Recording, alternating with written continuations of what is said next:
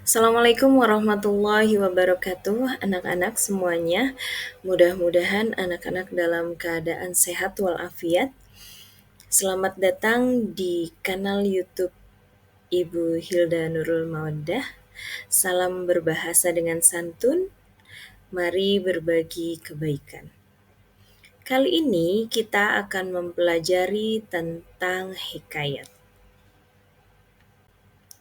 Capaian pembelajaran pada hari ini yaitu dalam keterampilan membaca dan memirsa, peserta didik mampu mengevaluasi informasi berupa gagasan, pikiran, pandangan, arahan atau pesan dari teks deskripsi, laporan narasi, rekon, eksplanasi, eksposisi dan diskusi dari teks visual dan audiovisual untuk menemukan makna yang tersurat dan tersirat. Kali ini kita akan fokus ke teks narasi. Nah, tujuan pembelajarannya diharapkan peserta didik dapat menginterpretasi informasi untuk mengungkapkan gagasan terhadap nilai yang terkandung dalam teks narasi. Yang nantinya setelah anak-anak mempelajari tentang apa itu hikayat, bagaimana perbedaan hikayat dengan cerpen, lalu anak-anak akan menganalisis nilai-nilai yang terkandung dalam teks hikayat. Baik, sebelum kita membahas apa itu hikayat sendiri, marilah anak-anak menjawab pertanyaan Ibu. Pertanyaan-pertanyaan pemantik ini silakan kalian jawab di kolom komentar yang ada di bawah tayangan Ibu ini. Yang pertama, apakah di daerah kalian terdapat kisah lama yang disampaikan secara turun-temurun, entah oleh nenek kalian atau entah oleh paman, bibi, atau orang tua kalian? Nah, yang kedua, apakah seluruh kisah tersebut masuk akal? Dapat diterima oleh akal pikiran? Oke, baik. Yang ketiga, pertanyaannya yaitu apa saja persamaan dan perbedaan antara kisah yang kalian terima oleh kisah yang diceritakan oleh teman-teman kalian seandainya judul ceritanya itu sama. Baik anak-anak, ini adalah salah satu contoh naskah manuskrip hikayat yang berjudul Bayan Budiman yang ditulis pada tahun 1223 Hijriah atau 1808 Masehi dalam tulisan Arab Melayu. Baik anak-anak, seperti pada contoh manuskrip tadi, jadi menurut kalian apa sih yang dimaksud dengan hikayat?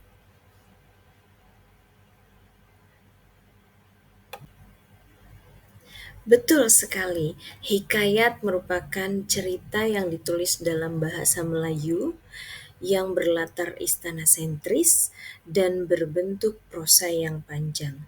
Jadi bahasa dalam hikayat ini ditulis dengan bahasa Melayu, latarnya memiliki latar istana sentris yaitu latar yang di dalamnya terdapat kehidupan kerajaan dan berbentuk prosa yang panjang. Ceritanya lebih panjang daripada cerpen. Lalu apa kira-kira persamaan antara hikayat dengan cerpen? Apakah kalian tahu? Benar sekali anak-anak. Persamaan keduanya antara hikayat dan cerpen, keduanya merupakan narasi fiksi. Narasi itu apa? Narasi merupakan sebuah cerita dan fiksi itu cerita yang dibuat, cerita rekaan. Jadi hikayat dan cerpen ini merupakan cerita rekaan yang dibuat oleh penulisnya. Nah, setelah kita tahu persamaannya, maka kita harus memahami juga perbedaan antara hikayat dan cerpen. Apa sih perbedaan antara hikayat dan cerpen? Ya, Perbedaan antara hikayat dan cerpen. Yang pertama hikayat berbentuk prosa yang panjang, sedangkan cerpen terbatas katanya. Jadi cerpen ini berjumlah kurang dari 10.000 kata. Yang kedua, hikayat ditulis dalam bahasa Melayu, sedangkan cerpen Indonesia berarti ditulis dalam bahasa Indonesia. Baik, perbedaan selanjutnya, dalam hikayat ini, hikayat berlatar istana sentris. Apa yang dimaksud istana sentris? Jadi pada saat itu hikayat dibuat dalam kondisi sosial dan budaya pada masa kerajaan yang tidak lepas dari nuansa istana, baik pada tokohnya maupun setting ceritanya. Sedangkan cerpen dibuat pada saat ini yang menggunakan latar yang beragam.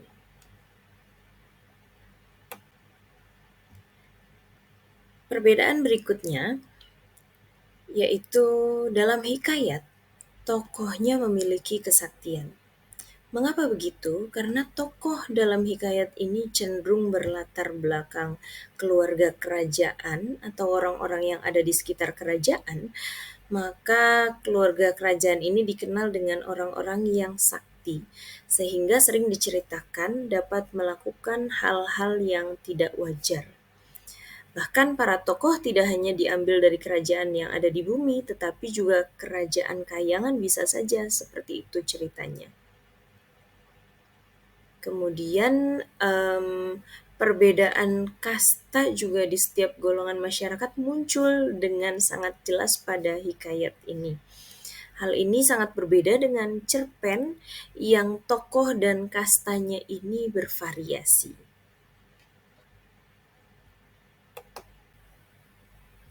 Lalu perbedaannya muncul lagi dalam konflik.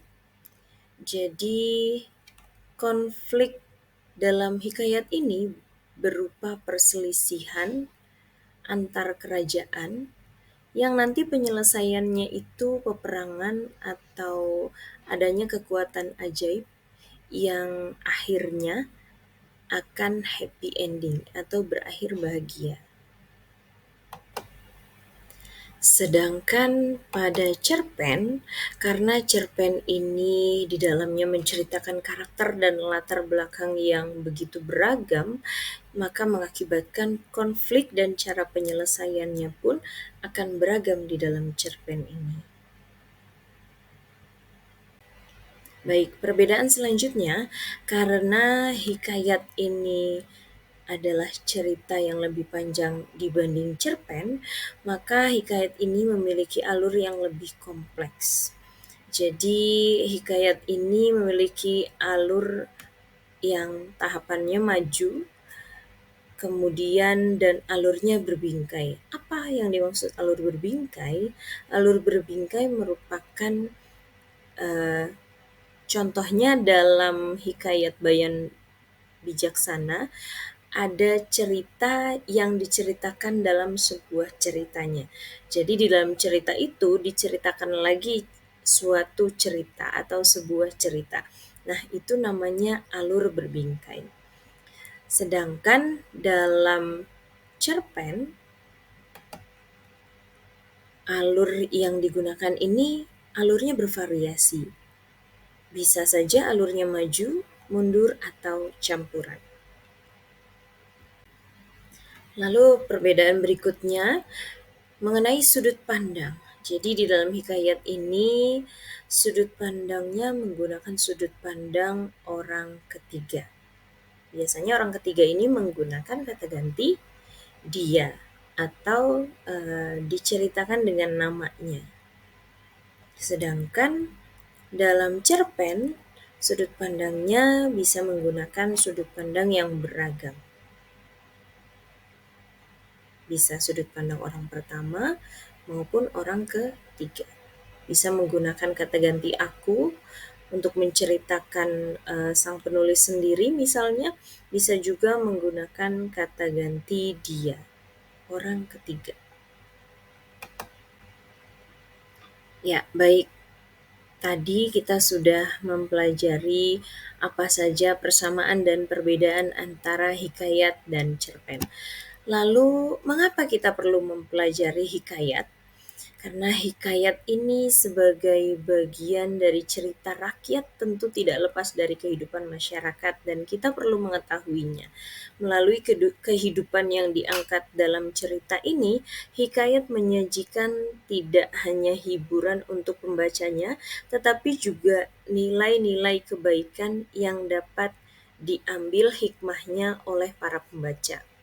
Nah, nilai-nilai tersebut dapat kita lihat dari pola tingkah lakunya, pola tingkah laku tokoh, pola berpikir tokoh, dan sikap-sikap tokoh yang disampaikan dalam sebuah cerita, baik yang dideskripsikan dalam sebuah cerita maupun dinarasikan dalam ucapan-ucapan tokoh dalam hikayat tersebut. Baik, selanjutnya eh, nilai-nilai dalam hikayat tersebut, ada 4 nilai yang terkandung dalam hikayat, yang penuh sekali dalam sebuah hikayat. Yang pertama adalah nilai pendidikan. Nilai pendidikan ini merupakan nilai yang berkaitan dengan semangat atau kemauan seseorang untuk terus belajar secara sadar, atau gigih melakukan sesuatu, ya anak-anak ya. Misalnya dalam hikayat Saijan dan Ikan Toda digambarkan bahwa Datuk Mabrur ini melakukan pertapaan, ya, maksudnya berdoa siang dan malam di tengah lautan sehingga ia diserang oleh ikan toda. Namun Datuk Mabrur tidak patah semangat, dia tetap di lautan tersebut, dia tetap berdoa semata-mata ingin memperjuangkan doanya, yaitu dia ingin memiliki pulau yang kelak pulau tersebut akan dihuni oleh anak cucunya nanti. Jadi yang disoroti adalah bukan ia ingin punya pulau untuk anak cucunya, tapi yang disoroti di sini adalah nilai pendidikan bahwa kesungguhan Datuk Mabrur dalam berdoa, dalam pertapaannya di lautan ini luar biasa.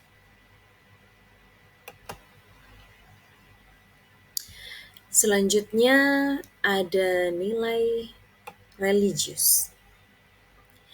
Nilai religius ini merupakan nilai yang mengikat manusia dengan pencipta alam dan seisinya. Berarti membicarakan tentang hubungan manusia dengan Tuhannya. Contohnya, pada saat Datuk Mabrur bertapa ini, Datuk Mabrur benar-benar meminta pada Tuhannya. Dan ketika pulau tersebut terwujud, Datuk Mabrur tidak lupa bersyukur kepada Allah karena Allah telah menciptakan pulau yang ia minta untuk dihuni oleh anak cucunya kelak. Berikutnya, nilai yang ketiga adalah nilai moral. Nilai moral ini merupakan suatu penggambaran tentang nilai-nilai kebenaran, kejujuran, dan ajaran kebaikan tertentu yang bersifat praktis.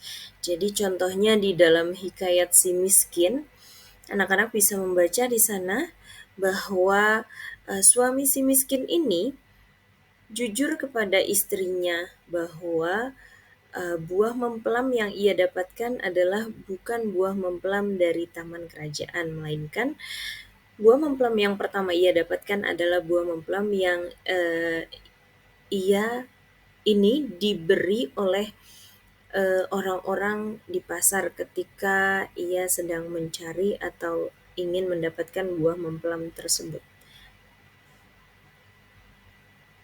Meskipun sang istri ini setelahnya kecewa, sedih, dan tetap menginginkan buah mempelem dari taman kerajaan.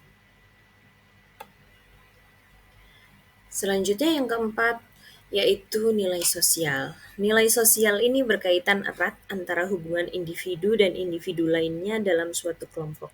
Ya anak-anak ya, jangan tertukar dengan nilai religius. Kalau religius hubungannya antara manusia dengan Allah, dengan Tuhannya, sedangkan nilai sosial ini berkaitan antara individu manusia dengan manusia lainnya. Contohnya, pada saat si miskin ini bersusah payah ke pasar untuk mencari buah mempelem untuk dibawakan kepada istrinya ini, si miskin meminta kepada para penjual untuk diberikan buah mempelem yang sudah berjatuhan di bawah, yang sudah busuk, yang sudah terlepas dari tangkai-tangkainya juga tidak apa-apa. Tapi sebaliknya malah orang-orang di pasar memberikan buah-buahan, nasi, pakaian, kain untuk si miskin ini. Jadi nilai sosial itu kita garis bawahi ada di dalam sana ya anak-anak ya. Jadi pemberian orang-orang pasar kepada si miskin ini dalam hikayat si miskin merupakan masuk ke dalam nilai sosial. Baik, itu adalah nilai-nilai yang kita pelajari dalam sebuah hikayat.